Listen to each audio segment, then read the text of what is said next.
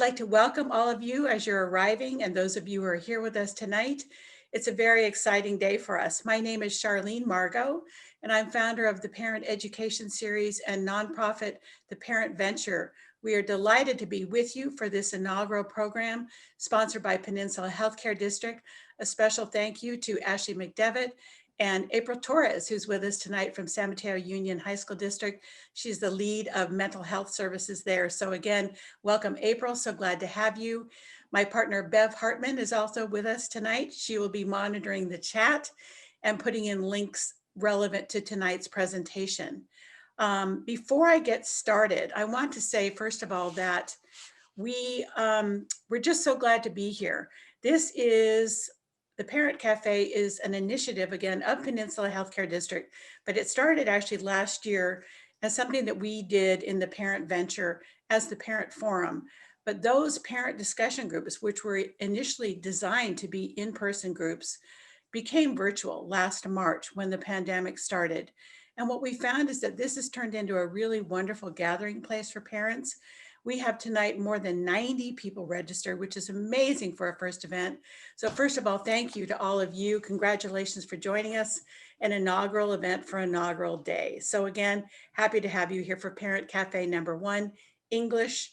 The topic today is how to be your child's favorite conversation partner.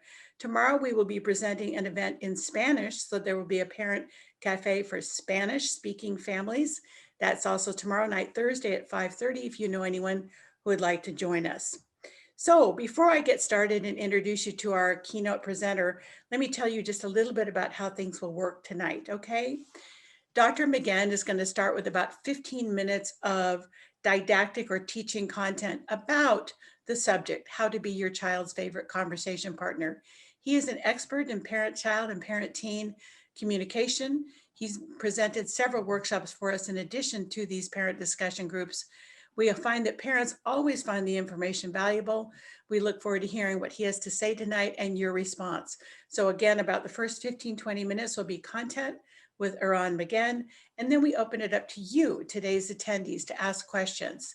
If you have questions either during his comments or after that, we'd like you to put them in the chat box at the bottom of your screen. We will be monitoring those questions, and I will be asking them with Eran as we go.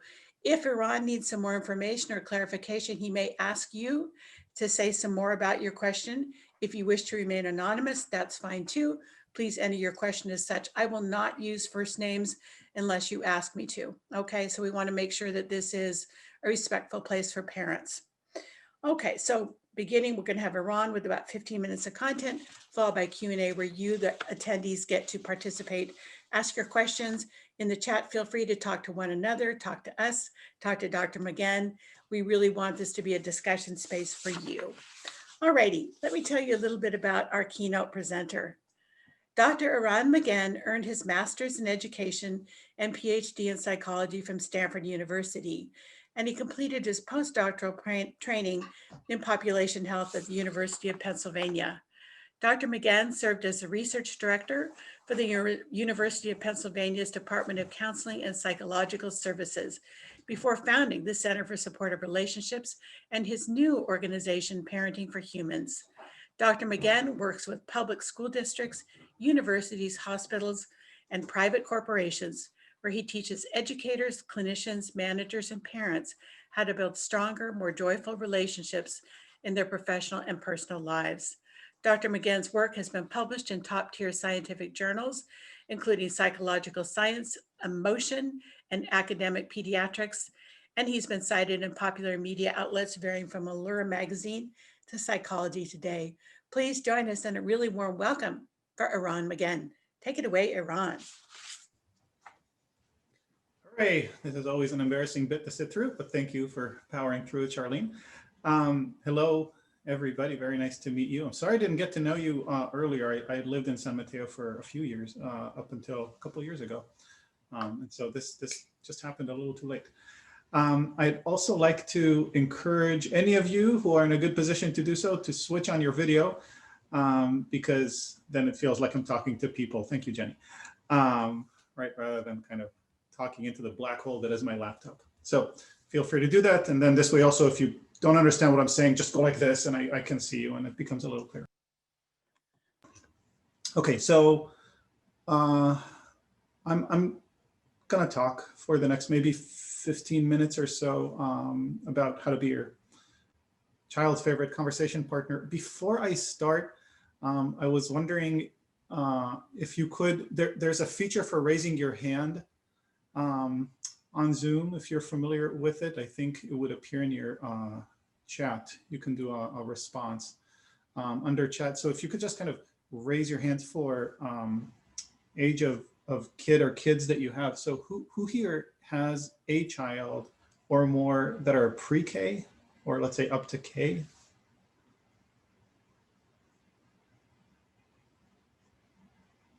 Oh, sorry, in the participants panel, right? Thank you.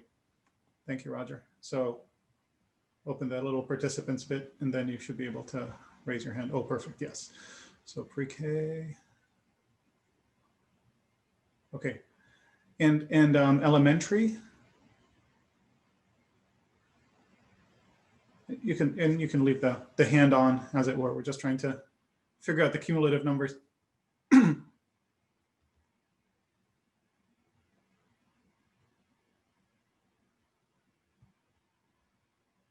Okay, and middle school?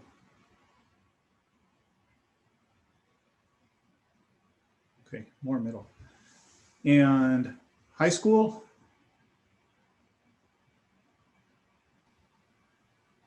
More high school.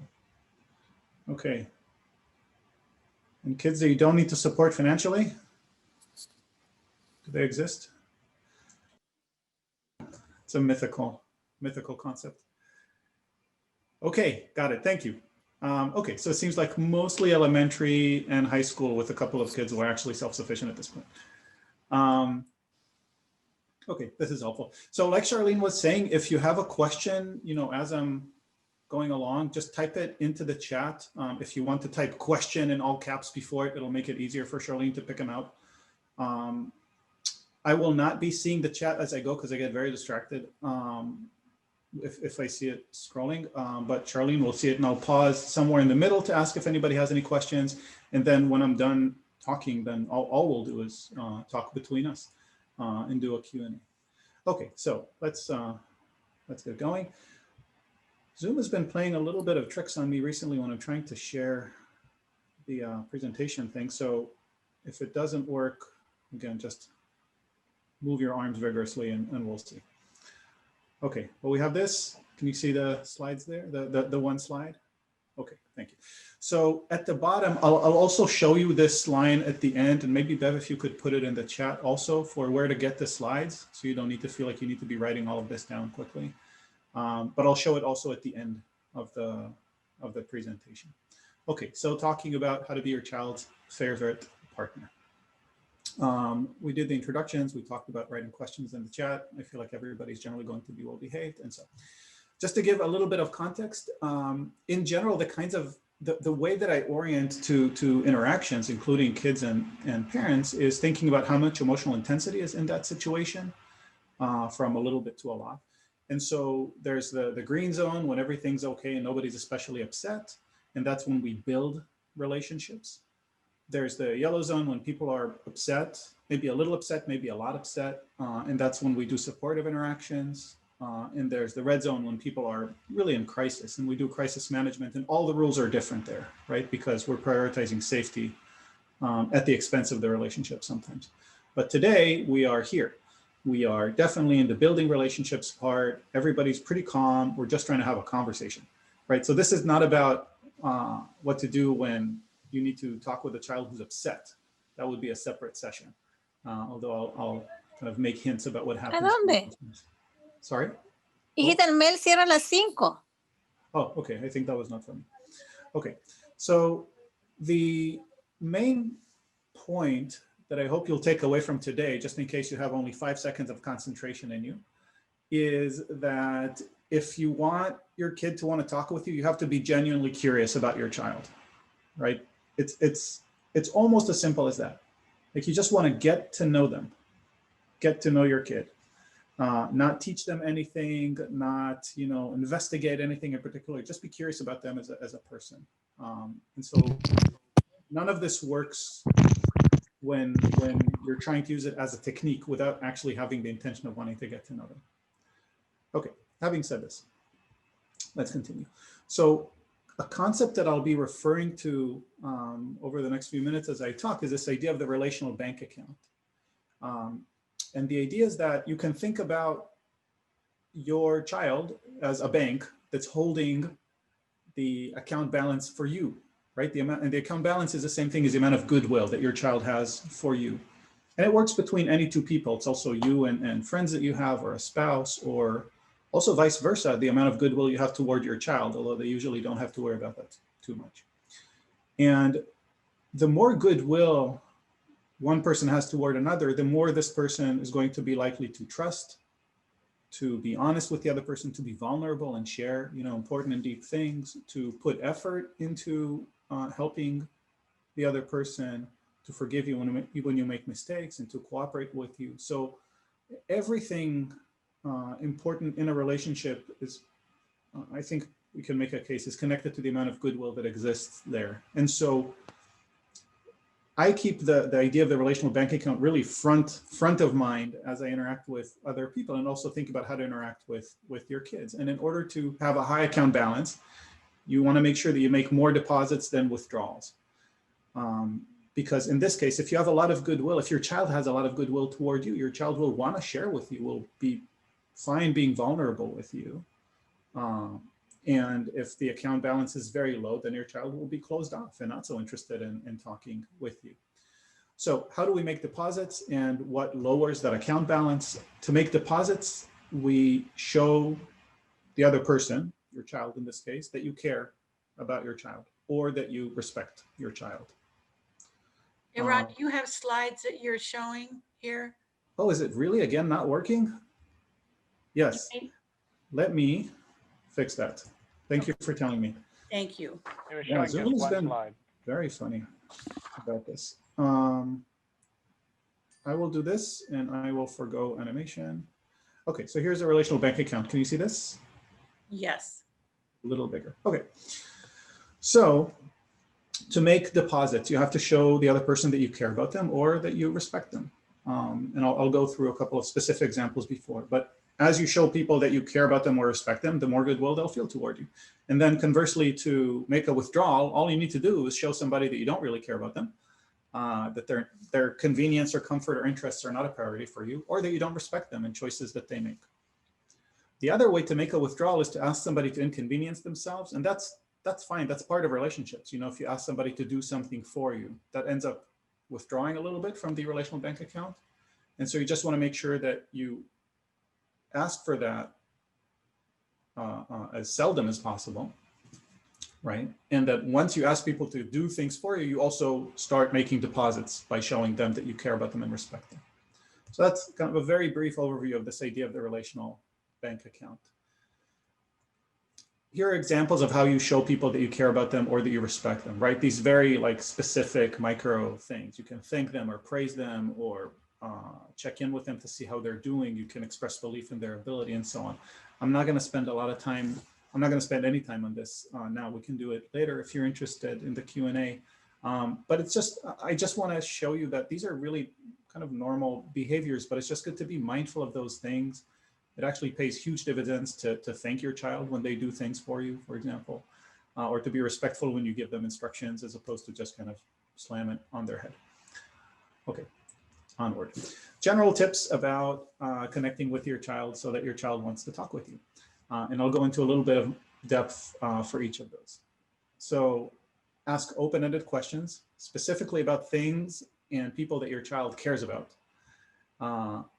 Once your child is talking, stay out of the way, right? Just encourage them to keep talking, and don't start offering your advice and your wisdom and your thoughts unless you're explicitly asked to. It's hard enough to get them going sometimes. You definitely don't want to cut the momentum. And I'll talk a little bit about a way to encourage them to talk more by paraphrasing. I'm doing a technique that I call a wig. And then ask your child specifically for your child's opinions and advice. even and including about stuff that you're going through, right? So they can feel like their opinion matters. This works at almost any age. And it's up to you whether or not you take the advice, of course, but right, sharing of yourself and asking them to give you opinions and advice about things. Be, again, genuinely curious about them. You're not asking so that you can then land your opinion and your clever advice. Just try to see what they think, what their experience is like. And importantly, don't nag. If they don't want to talk, that's okay. You know, there are a few things that are more annoying than saying, no, I don't want to talk right now. And then having the other person just constantly follow you around saying, how about now? How about now? How about now? Respect their boundaries so that they can come to you when they want. Offer once and then let go for a bit. Okay, into a little bit more detail. So in terms of asking open-ended questions about people and things your child cares about.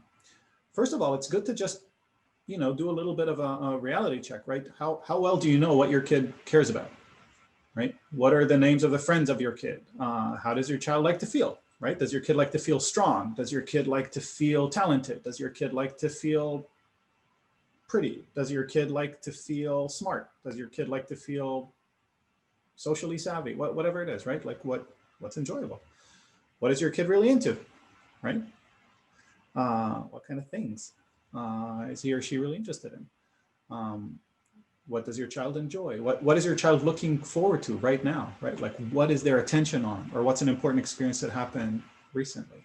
All these things are things that you can use as you're starting to ask questions to get answers from them that'll engage in a deeper conversation, right? Because of course people want to talk about things they care about. So that's questions I think that are good to review every once in a while, just to check how well embedded you are in your kid's world. Open-ended questions. So I think of open and closed as a spectrum rather than a binary, right? So you can look at the doors underneath. It's pretty clear what a closed door is, but open can be to varying degrees, right? And so kind of I would say the classical thinking on closed-ended questions for sure is questions that can be answered with a yes or no, right? When you ask this and they predictably answer with yes or no, and you get, you know, nowhere in the conversation, it just stops. You can also ask things that you know they're going to answer with one word. How was school? Fine. Like this always happens. It's like not a useful question to be asking. So it's kind of a closed-ended question. Asking what's your favorite color? It's not a yes or no question, but obviously that's not going to be a long conversation, right? Even what's your favorite topic at school, or, you know, who did you spend time with today? It just doesn't get very far. So they're not that open. Questions that result in long answers that have more thought put into them are open-ended questions. Questions that start with questions that start with what are usually really good at that. And other kind of WH questions in general work pretty well, but I'm a big fan of what. So I'll give you a couple of examples.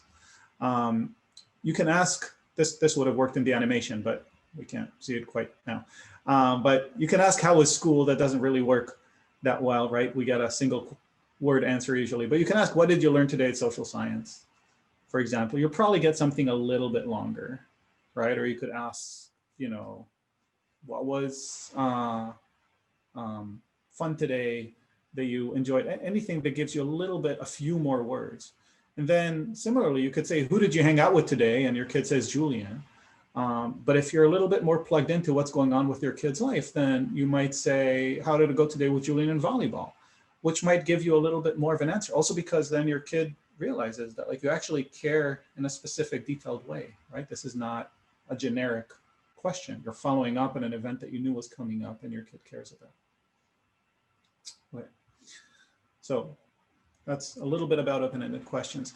Once your kid gets going, stay out of the way. This is super important. If your child starts talking and seems to have any kind of energy or any kind of animation around it, switch to paraphrasing, right? So say back to your kid what your kid is saying in your own words, but don't try to interpret, don't add advice, don't change the topic of the conversation. You ask, how did it go with Julian today in volleyball? You know, I know you're really looking forward to practicing that particular position with him.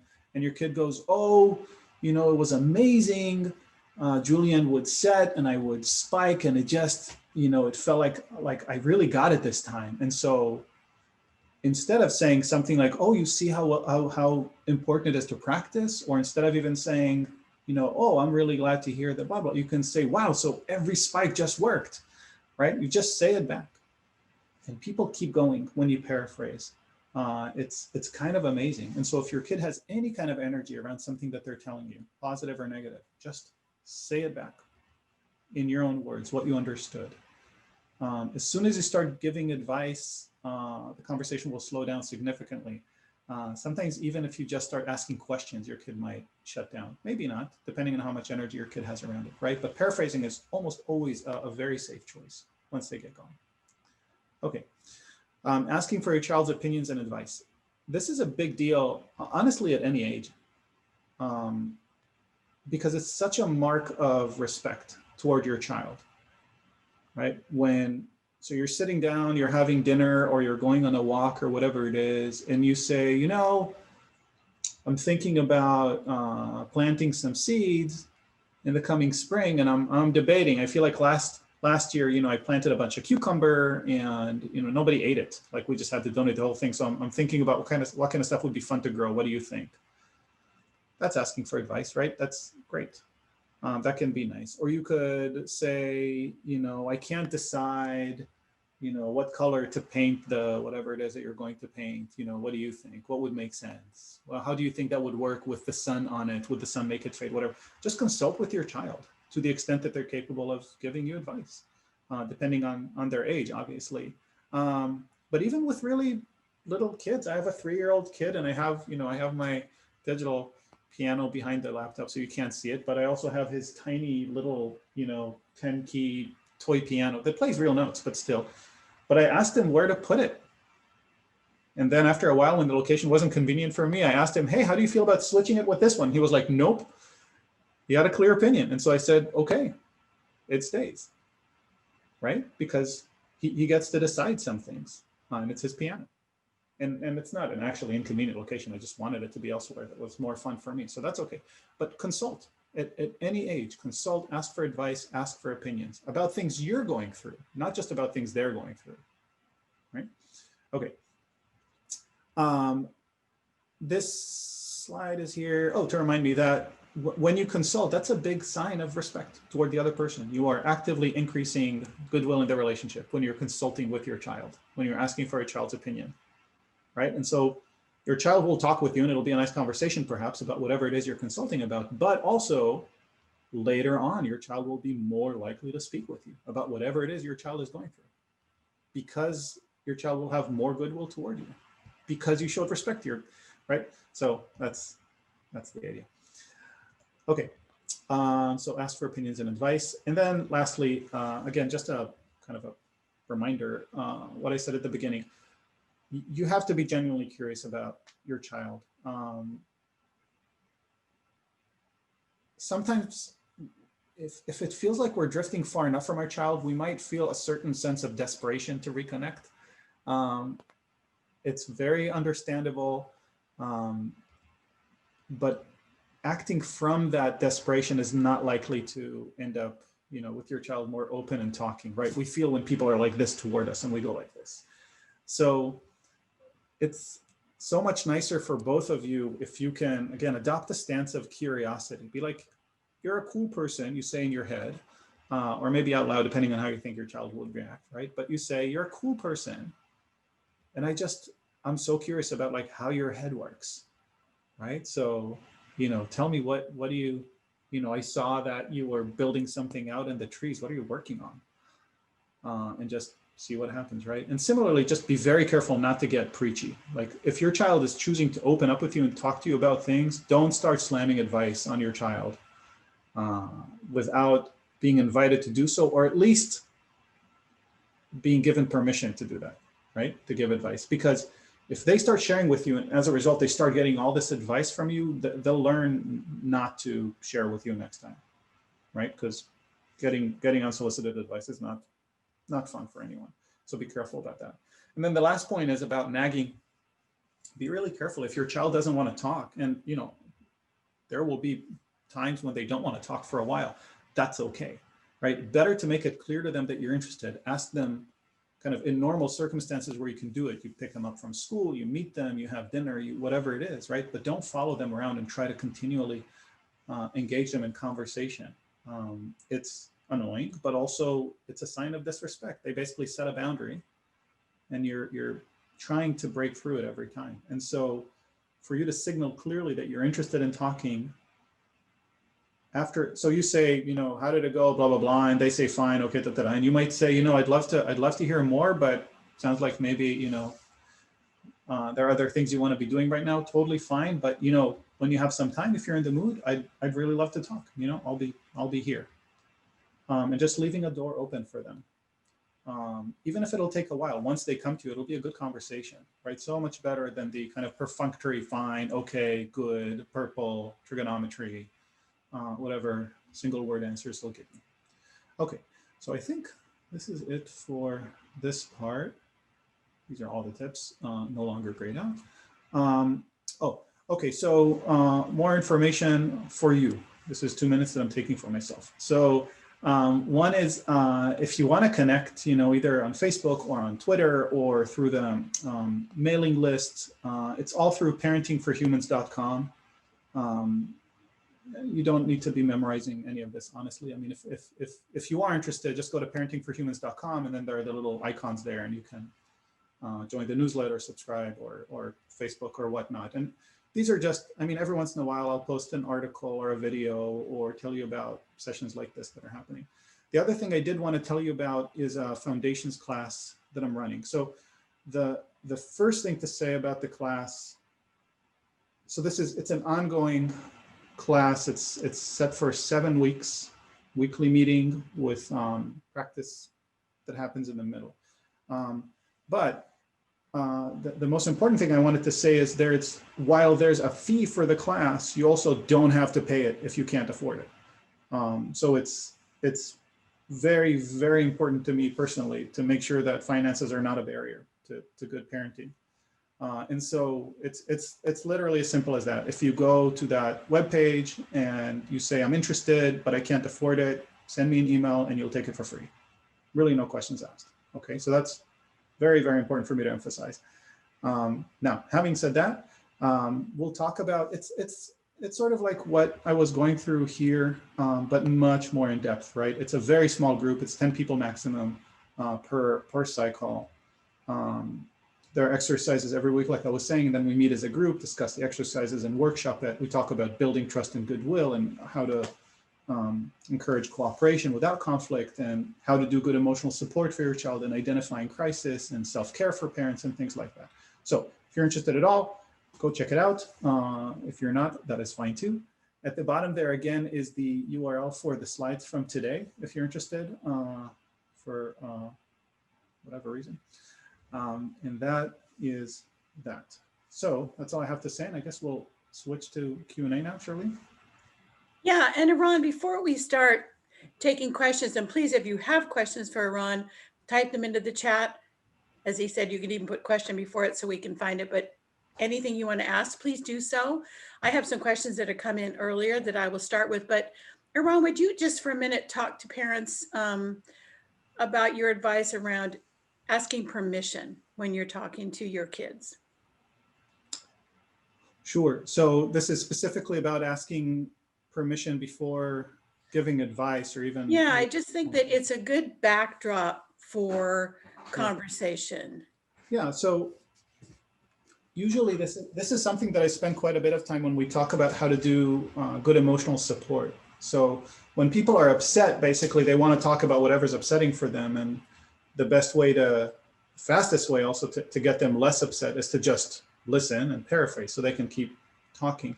But we have such a temptation to give advice so often. We want to solve the problem, and we forget that there's a person between us and the problem. And so after we listen for a long time, sometimes that's enough for the other person. They actually don't want advice. They have some clarity. They want to think about it on their own. And giving somebody advice that they don't want is just very off-putting. for people often. There's also a lot of interesting research about how when you give unsolicited advice, people are very unlikely to take it to heart. Whereas advice that's invited, people are very likely to take it to heart, right? And so to me, all this ends up converging into this one simple principle, which is before you give advice, you ask for permission. So you say something like, can I give you some advice? Or you say, can I share some thoughts? Or you say, this reminds me of a story, do you want to hear?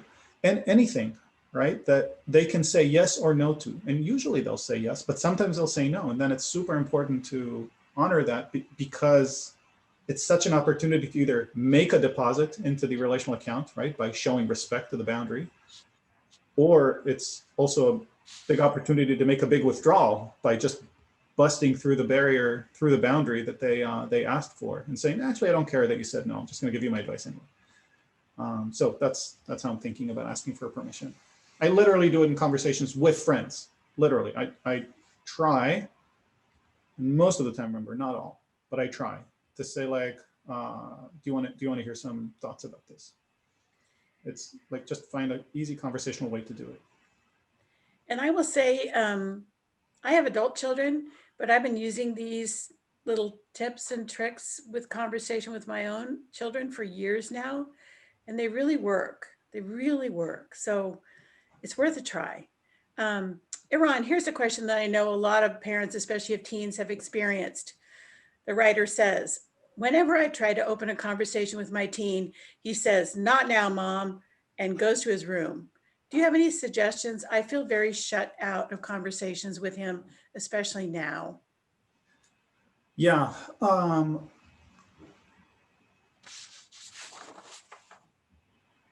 have a few, maybe,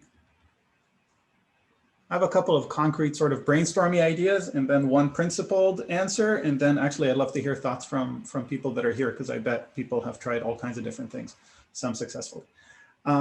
So the general principle is, again, when they say not now, honor that, right? Because we can't force a conversation. It's just going to be a bad conversation. And it doesn't sound like you were trying to force it. You just keep hearing not now. I think that so the principle of it is basically to signal your interest and your openness to having your child decide the time. So I don't know if there are times when you naturally kind of meet and have opportunities to talk, whether it's if you're driving together someplace, again, or taking a walk or preparing dinner or whatever it is. If you have a time like that, I think it's nice to say, we haven't talked in a while and I'd love to just kind of sit and hear how things are going. When would be a good time? So you're more or less scheduling it in advance, and you're asking your child to say when would be good, and see what happens. If you really don't interface at all at a time that is, low stress enough to have this conversation, then maybe you could leave a note, right? Or an email or a text message, depending on how you communicate. And again, just say like cleanly and openly of, I'd love to hear how things are going, when would be a good time for us to take a walk for a bit or something like that. I have more thoughts about it, but I actually would love to hear thoughts from people here. If you want to just, I don't know if you want to type it in the chat or if you want to unmute yourselves and just say what you're thinking about something like that.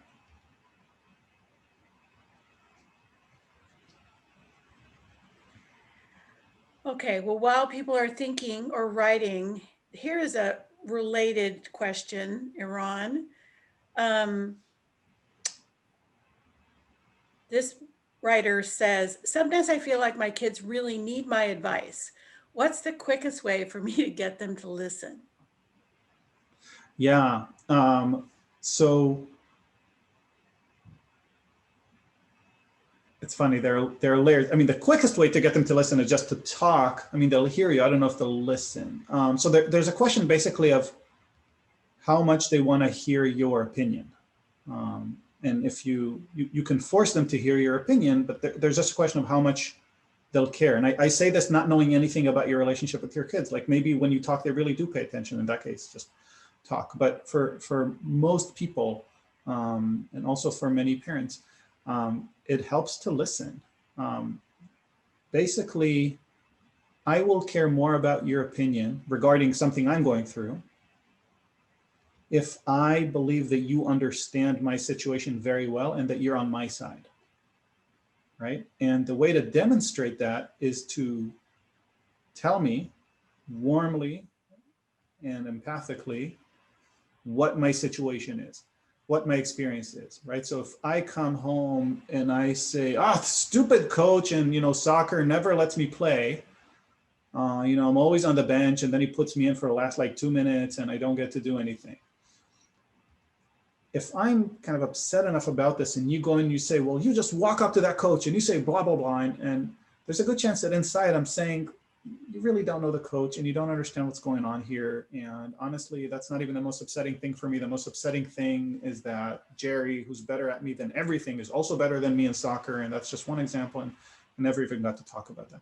So if you're able to stay with your child who's talking about this and say it backwards and literally say like, wow, that sounds super frustrating to want to play and not get to play. And then your child will say something else, right? He or she will say something like, yeah, I never get to do anything like that. And you know who does? Jerry does. Jerry always gets to play.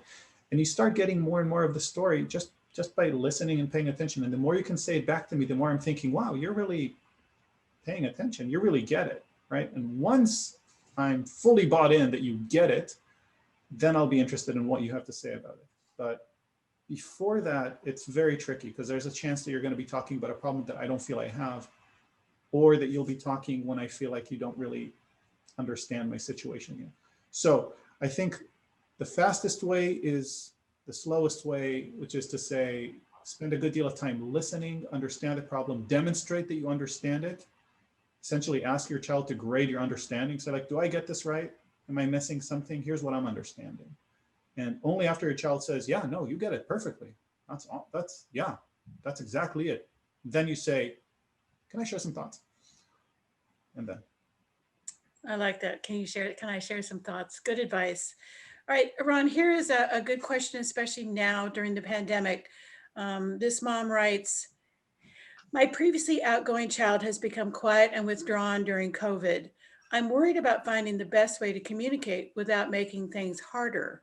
Any advice? Is this person willing to unmute and or video on? I have a couple of questions. I'm curious about this. I think this one came in earlier, Eran. Okay. So you're saying my child became withdrawn. Now more quiet and withdrawn during COVID. So wondering if there are better ways to communicate without making her feel worse. I think that if you can essentially talk cleanly about what you're seeing, right? You're not putting any judgment on it or any assumptions. You just sort of describe to your child what you're seeing. It's almost like paraphrasing the situation instead of what the child is saying. So again, if you're having dinner together and you say, hey, Katie, I noticed that over the last couple of weeks, you just seem really quiet. Usually you're kind of running around the house and blah, blah, blah. And now, I don't hear the loud music and you just don't seem to be laughing as much. And I just wanted to check in and see how things are going, right? So you state your observations really cleanly. You clearly care, right? You show your warmth, but you're not being an alarmist. You're not putting interpretations on it. But again, it lets your child get that you see your child really clearly, right? Your child says, wow, she really is paying attention and obviously cares. And I think this maximizes the chances then of having a real conversation about whatever is going on, rather than, coming in very hot and being like, Katie, you seem really, really bummed out these past 2 weeks. Katie's like, oh, yeah, you don't get it. Or whatever it is, right? So again, just state as cleanly as you can. Here's what I'm seeing. And I just wanted to check in and see how things are going. I wouldn't even be like, is everything okay? Are you upset about something? Just don't, why risk being wrong when you can just be right about your observations, because that's what you're seeing. So you say, here's what I'm seeing, and I just wanted to check in, how's it going? And let your child take it wherever it goes. Well, and here's a nice piece of advice shared by one of our listeners who says, periodically I tell stories of when I was a kid and about my friends and things we did or problems we had or stories about how my parents misunderstood me and how I don't want that to happen to us. Modeling the sharing of stories can help. I think that's a lovely piece of advice. Yeah. All right, back to typical teens here for a minute. Eran, here's a question. What if your teen rejects all your attempts at communication? I get, I know, or I don't want to talk about it when I try to open even friendly conversation. I don't know how to break our negative communication loop.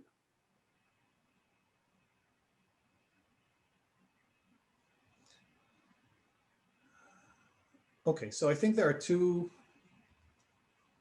versions here that I'm thinking about. One is if there's not negativity, maybe if it's more like the other question that came before, if it's more like there's never a good time, but there's not a sense of animosity between you and your child or antagonism or anything like that, then it may be an issue of timing. And then again, it's just worth saying, you know, I'm really curious, you know, I'd love to hear how things are going. We haven't spoken in a while. When would be a good time? And giving them the ability to decide that. I think that if there is some sort of a sense of antagonism or tension and you're worried about that, I think, I mean, at an age where a child says this already, they're also old enough for you to come to them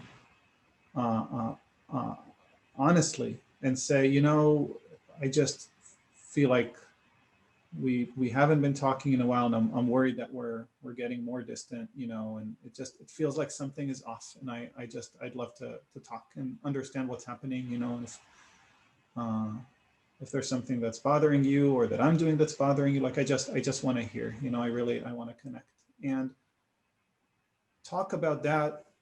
I keep using the word cleanly. I don't know if it means the same thing to everybody as it does to me, but it's the word that keeps coming to mind. Like just state your agenda really clearly. And your agenda is hopefully not you need to change, but I would love for us to be closer. You know, what can I do to make that happen? Right. And the more you can say that clearly, the more you can state your agenda to your child, I think the better your chances are of getting some sort of positive reaction. And now, you know, there are a lot of things that are horrible, I think, about digital communication, but one of the beautiful things is that you can communicate something like that to your child without putting them on the spot for an immediate reaction in a situation that might feel incredibly awkward for them, initially at least, if they're not used to having you communicate like this, right? So you can absolutely write this to them. You can leave a note, or you can text, or you can send an email, or however you communicate. Do not post this on any of their public profiles anywhere. That would not be cool with their friends. But you can, again, just communicate this cleanly. I'm seeing the comment from Holly. Now I do have the chat open, that they're chattier at night. Also, Eran, there's a question about wig. Do you mind explaining what that means? I don't, and I will. But I do want to follow up on what Holly sent to everybody. Okay. When Holly sent, she said, I found teens to be chattier late at night. So basically, if they say not now and you come back at night, you have a better chance. Yes, I think that is true. I think that there are many reasons why they might be chattier at night, right? Maybe they're done with things, or maybe they're not bored, or maybe just kind of we get more dysregulated when it's later, right? We're all a little drunk when it's late. And so that's a great idea, I think. And it's kind of a very concrete version of, you know, try later, respect the boundary, try later, give it a good deal of space. Don't push, wait for a better time or ask for a better time. Okay, and you were asking, Charlene, about WIG. So the idea, so WIG stands for what I got. It's a silly acronym that I came up with for paraphrasing, right? So you tell people, here's what I got from what you were saying. It's as simple as that. And when the idea is that when people are upset, or even when people have kind of a big emotional charge, even positive, they usually want to talk about it. And talking about the thing that's giving them the strong emotion is what lets the emotion out. And so the trick in a conversation like that, when you're trying to help somebody be less upset, is to not change the topic at all, to just keep it on exactly whatever it was that they were talking about. And the way to do it is to just paraphrase, just say back to them what they were saying, and they'll keep talking if they have any kind of emotion about it. It's kind of amazing how long people can talk with zero actual input from you.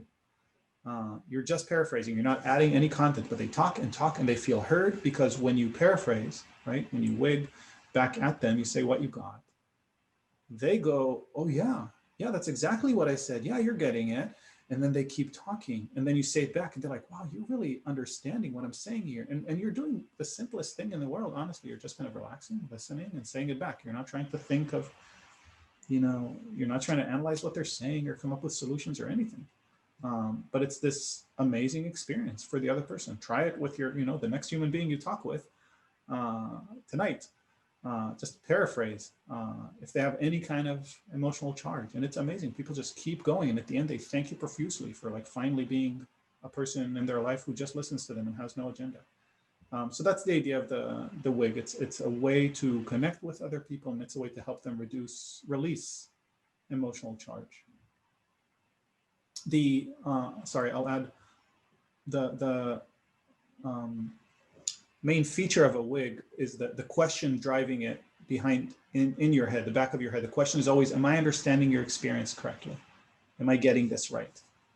Right. So you're saying, so when you went there, this thing happened, and then this other thing happened. So you kind of felt like this. Am I getting this right? And you don't have to say, am I getting this right every time? But that's the question driving behind. So they can say, yeah. Or they can say, no, not exactly. It's more like blah, blah, blah, blah, blah. And they're still talking, and you're still learning more about them. And they still feel like you care. So that you always win when you try to paraphrase in good faith with the attempt to understand their experience better. That is the wig.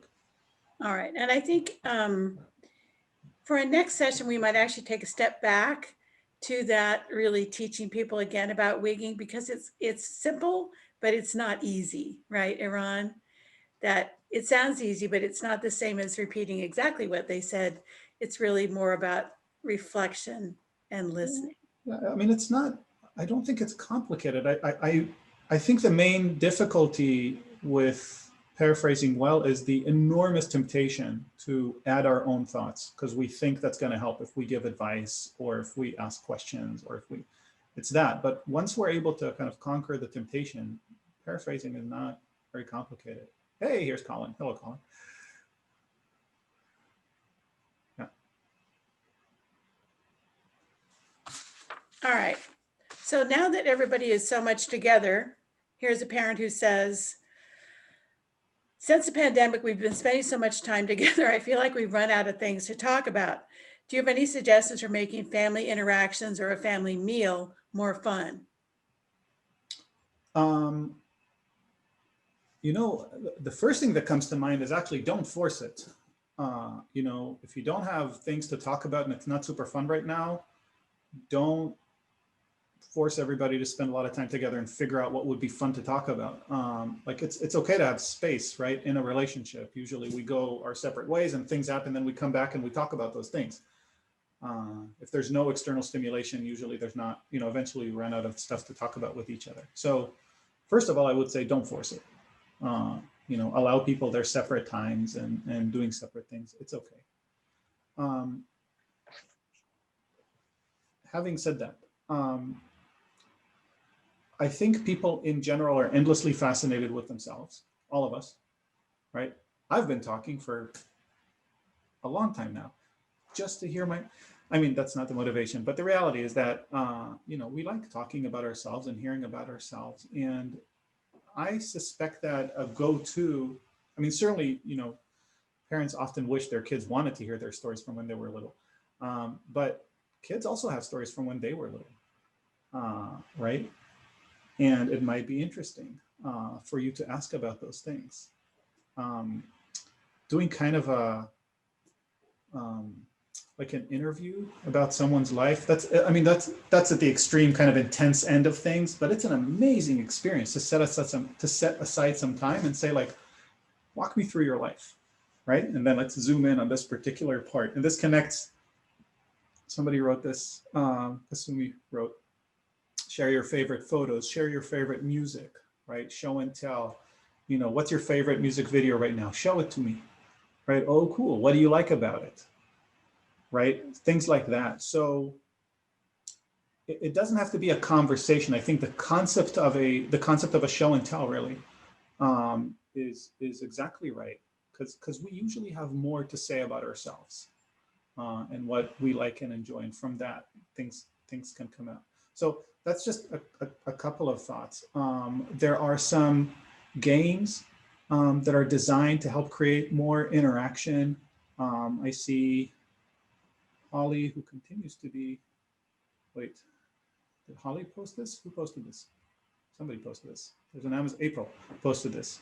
Word teasers. I don't know that one, but I bet it's good. There's a game called Tell Me More. Things like that. For those of you who are shock resistant, there's Cards Against Humanity, things like that. So there's just games that can create more conversation. That's fine. And all these are great, but I would also say, really keep in mind, don't force it. Like, space is okay. We're all locked in with each other for a long time, and learning to erect barriers, right? Little personal barriers around ourselves to stay sane. That's perfectly fine. So if you're running out of stuff to say to each other because you've been talking to each other 4 times more than you were before, like, that's okay. Just take a little break. Don't freak out over it. I think it really works. Yesterday, my adult son, I have a hard time reaching him even when I text him. And instead, just out of the blue, I found an old picture when Taylor was 3 of he and I sitting on our little front porch, and I texted him that picture. And all of a sudden I had a conversation with him that I wasn't counting on. And it was just fun. And I know all of us, especially you parents, have lots and lots of digital pictures of your kids. It was just a fun way to open a conversation. April, do you have more questions or something you'd like to add for Eran?